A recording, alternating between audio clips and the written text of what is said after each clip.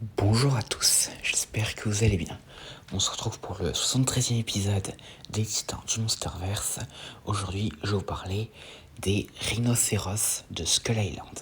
Alors, ces rhinocéros n'ont actuellement aucun nom ni désignation officielle de Titanus ou autre.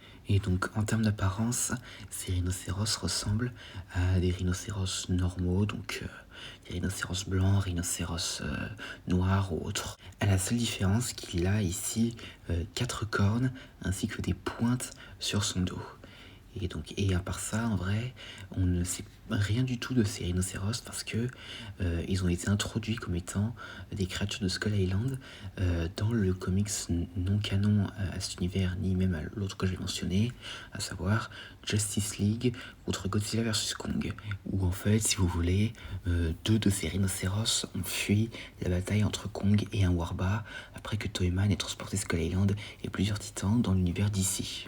Et donc, même si c'est un comic qui ne se place nulle part dans le lore de ces deux univers, donc Monsterverse et Justice League, et qui est donc un peu là pour le fun, on va dire ça comme ça, apparemment, ces rhinocéros existeraient bel et bien sur Skull Island, dans le lore du Monsterverse. Et donc, à voir si un jour nous les verrons dans une production officielle du Monsterverse qui se passe dans le vrai univers et non pas dans un crossover qui est là juste pour le fun, genre par exemple dans la saison 2 de Skull Island ou autre. Et en termes de capacité, alors étant donné que ce sont physiquement juste des rhinocéros avec plus de cornes et des pointes, eh bien il est possible que ce soit à peu près la même chose que chez les rhinocéros, genre ils pourraient charger, donner des coups de cornes ou autre.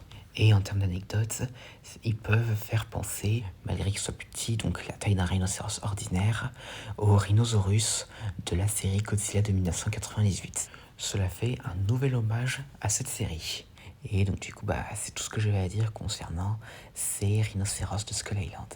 Dites-moi en commentaire si vous avez des théories les concernant et si vous pensez qu'ils apparaîtront un jour dans une production officielle ou autre.